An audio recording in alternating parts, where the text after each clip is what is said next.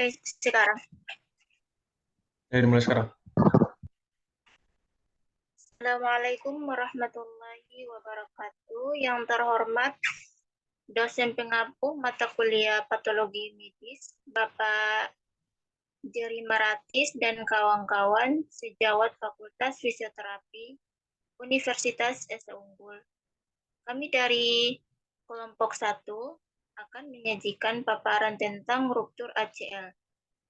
Kelompok kami terdiri dari Septa Jaivani Tinen, Dena Tulis, dan Raden Aslama.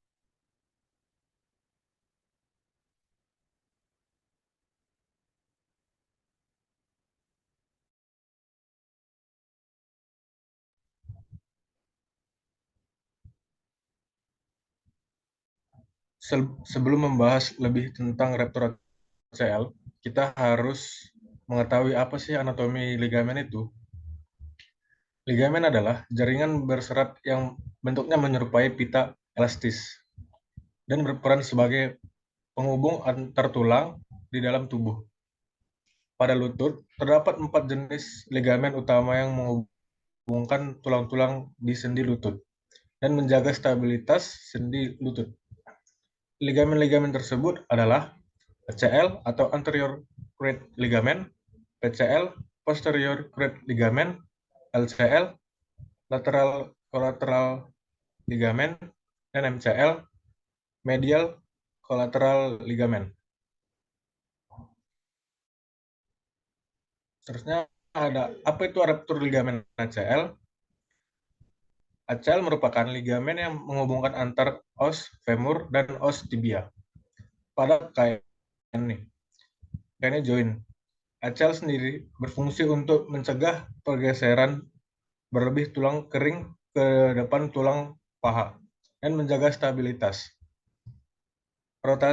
Rotasional lutut dan pengertian dari ruptur ACL sendiri adalah adanya kerusakan atau cedera pada ligamen, baik itu kondisi terulur, robek sebagian, ataupun robek total. Bagaimana ruptur ACL bisa terjadi? ACL dapat robek jika terjadi cedera karena putaran yang berat di mana tulang tibia dan tulang femur berangulasi atau berotasi dengan kuat satu sama lain.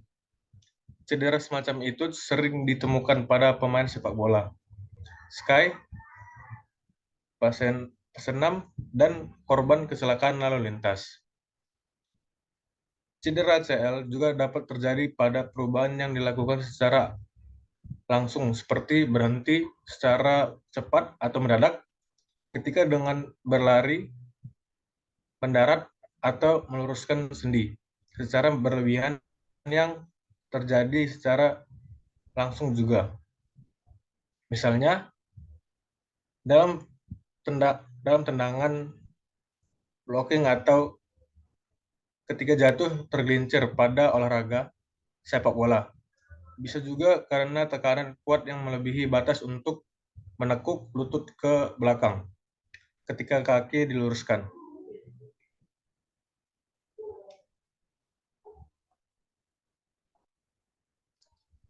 Tingkatan cedera ACL. Dalam cedera ACL ini ada 3 tingkatan cedera. Tingkatan yang pertama, ligamen mengalami penguluran dan terjadinya robekan-robekan kecil. Ini skroskopis. Tingkatan cedera yang kedua, yaitu ligamen mengalami robekan sebagian atau parsial. Dan yang terakhir, tingkatan ketiga, ligamen mengalami robekan keseluruhan atau ligamen tersebut putus total.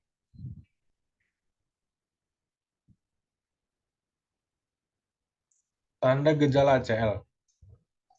Jika dalam historinya ada trauma pada lutut, dalam gejalanya cedera, ACL ini bisa diamati dengan gejala kemerahan atau rubor, bengkak atau odem, hangat pada area lutut atau color, nyeri atau rubor,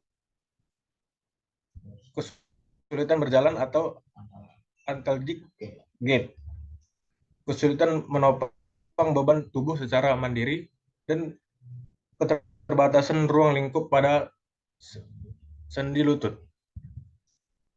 Selanjutnya akan dijelaskan oleh rekan saya, Dewi Natonis.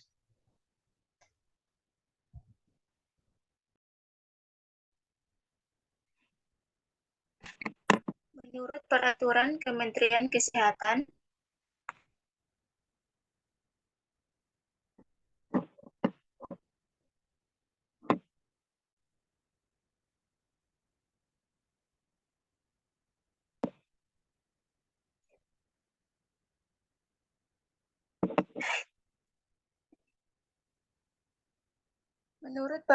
Kementerian Kesehatan Nomor 80 Tahun 2013, fisioterapi adalah pelayanan kesehatan yang ditujukan kepada individu dan atau kelompok untuk mengembangkan, memelihara, dan memulihkan gerak fungsi tubuh sepanjang rentang kehidupan dengan menggunakan penganan secara manual, peningkatan gerak, peralatan fisik, elektroterapi, mekanik, pelatihan fungsi dan komunikasi berdasarkan permekas tersebut. Maka kasus cedera ACL ini fisioterapis dapat melakukan tindakan screening, asesmen, intervensi, evaluasi, serta terminasi. Lanjut. Screening dapat dilakukan secara fisioterapis, melihat waktu pertama kali pasien datang dan dilihat dengan cara berjalan yang menggunakan alat bantu atau kursi roda, ada kemerahan serta bengkak pada lutut yang bermasalah dan raut wajah yang meringis.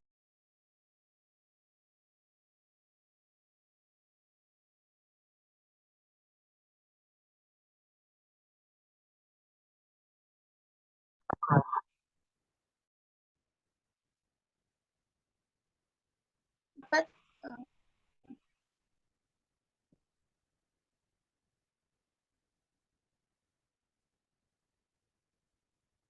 wajah yang meringis kesakitan, jadi dapat dikatakan screening adalah melihat kesan pertama pada pasien datang ke fisioterapis.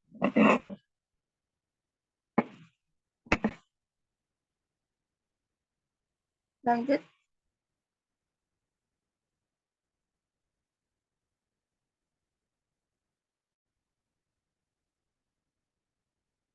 Setelah melakukan screening, fisioterapis melakukan asesmen atau pemeriksaan kepada pasien, dimulai dari histori, taking atau wawancara kejadian pada saat terjadinya trauma, atau mengukur ruang lingkup sendi.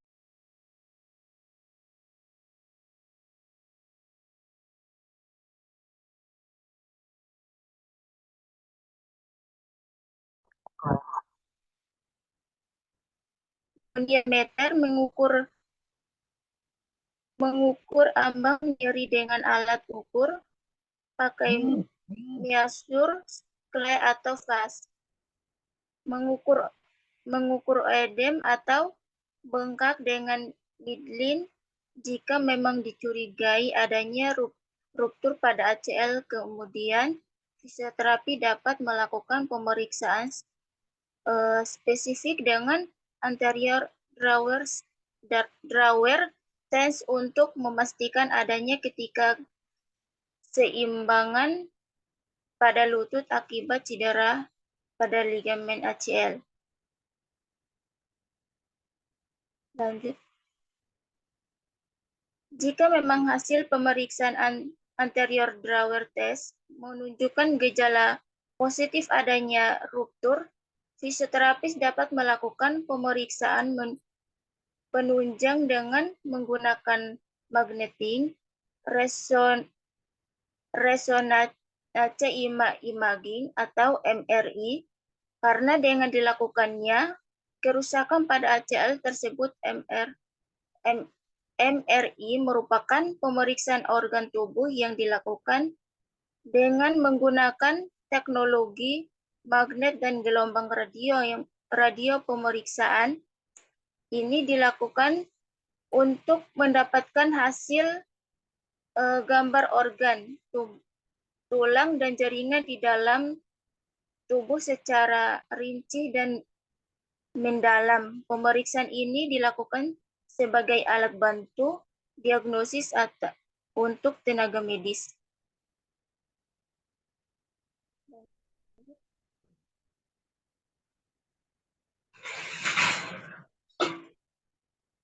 Bila poin screening di asesmen telah dilakukan, maka fisioterapi dapat menenangkan diagnosa ruptur ACL kepada pasien, maka fisioterapis bisa melakukan tindakan intervensi terhadap penderita ruptur ACL.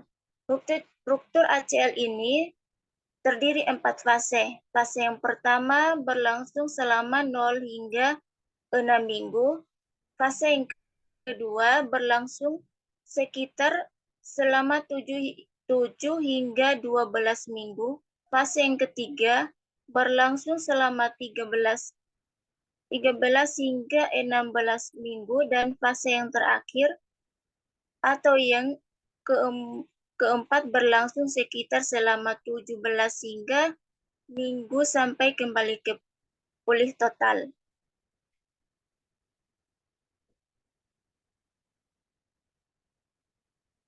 Fase yang pertama diberikan intervensi elektroterapi berupa memes untuk reaktivasi otot, serta bisa juga di ultrasound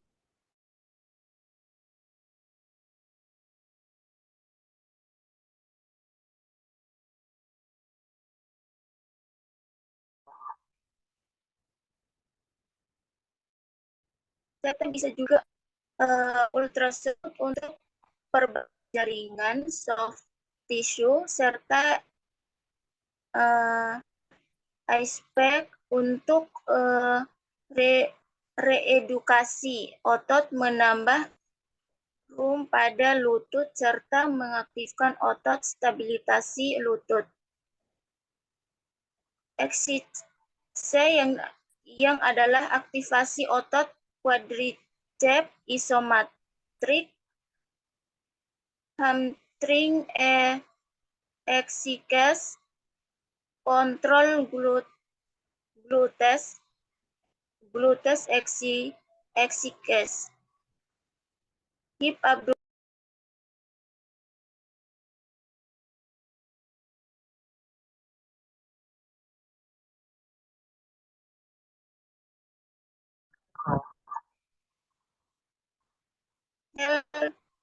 slide,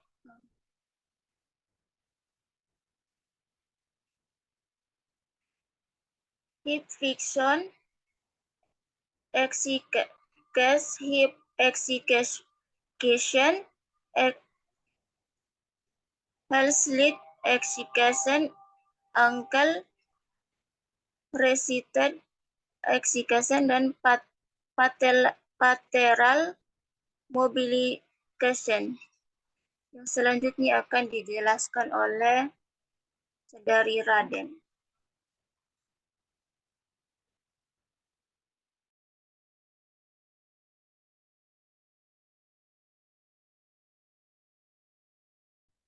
Baik, saya di sini akan melanjutkan presentasi dari Dewi, di mana setelah melewati fase pertama atau setelah 6 minggu, maka diberikanlah lagi latihan di fase 2. Nah, di fase 2 ini dilanjutkan saat sudah melebihi 6 minggu ini, 6 minggu yang pertama tadi ya maksudnya, dan diteruskan jika tidak memiliki keterbatasan ROM, tidak memiliki rasa nyeri atau nyeri yang minimal. Itu. Nah,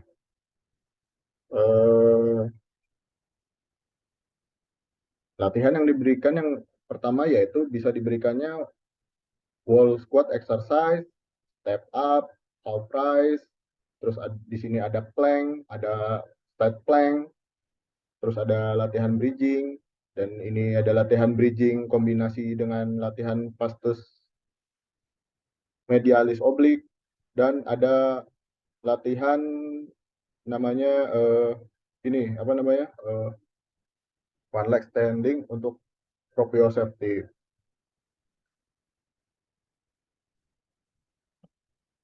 Di fase yang ketiga ini itu bisa dilakukannya lagi latihan untuk melatih speed, agility, dan lompatan.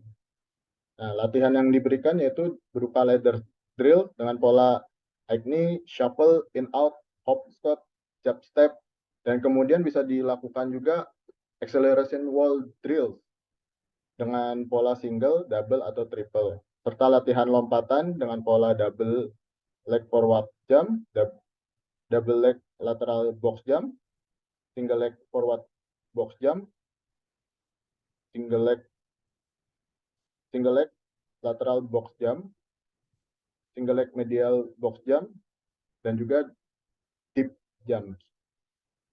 Serta pada latihan pola 1 dan 2 tadi yang masih diteruskan. Jadi bukan setelah di fase 1 dan fase 2 ini latihannya hanya di latihan fase 2 saja, tidak. Tetapi dari latihan yang di fase 1 itu ditambahkan atau diteruskan ke fase 2. Nanti dari fase 2 latihannya ditambah lagi menjadi fase 3. Jadi berkesinambungan.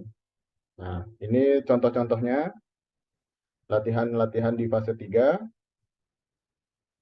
yang saya bilang tadi. Ada namanya latihan lompatan, yang di ladder drills itu latihan kelincahan, dan juga masih ada latihan untuk keseimbangan juga ya, yang one leg standing dengan kombinasi lempar bola.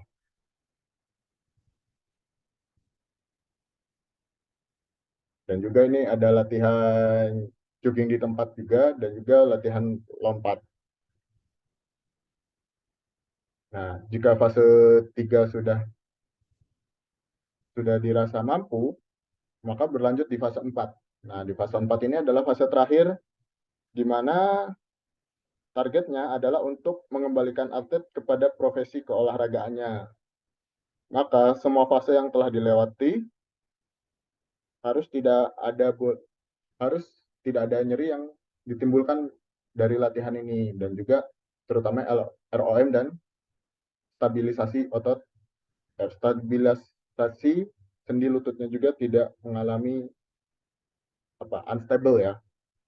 Itu.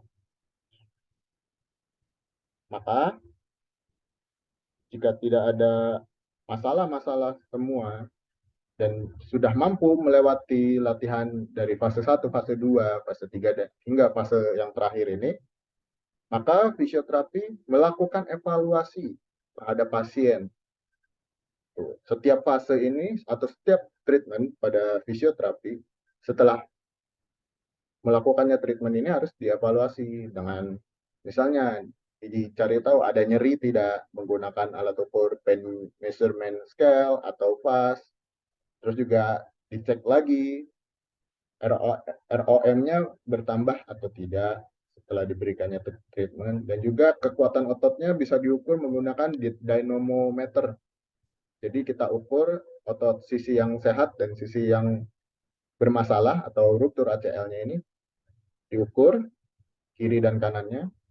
Jika hanya selisihnya sekitar 5%, maka pasien ini bisa dikatakan sembuh dan bisa kembali beraktivitas olahraga kembali. Nah, dokumentasi fisioterapi juga sangat penting, di mana tindakan yang dilakukan fisioterapi itu harus semuanya dicatat. Karena jika suatu saat ada kesalahan pada pasien yang mengeluh, kok tidak ada perubahannya, kok tidak dikasih intervensi ini malah sakit. Nah, dokumentasi ini adalah pelindung kita. Misalnya yang terburuknya pasien ini tidak setelah diberi latihan malah bertambah nyeri. Nah, kita untuk menjawab ini kita tinggal menunjukkan dokumentasinya, treatment apa yang kemarin diberikan, begitu. Misalnya ada ini, kita tidak sampai ke ranah hukum ininya. Jadi ini dokumentasi adalah sebagai pelindung kita. Nah, pencegahan pada cedera ACL ini bisa simpel saja, yaitu melakukan pemanasan sebelum beraktivitas dan juga pendinginan setelah beraktivitasnya, dan juga mengutamakan latihan stabilisasi ketimbang latihan penguatan. Karena jika otot yang kuat tapi tidak stabil sama juga fatal akibatnya. Baik. Kami dari kelompok 1 mata kuliah patologi medis dasar mengucapkan terima kasih kepada seluruh dosen dan staf Universitas Esa Unggul. Mungkin cukup sekian. Terima kasih. Wassalamualaikum warahmatullahi wabarakatuh.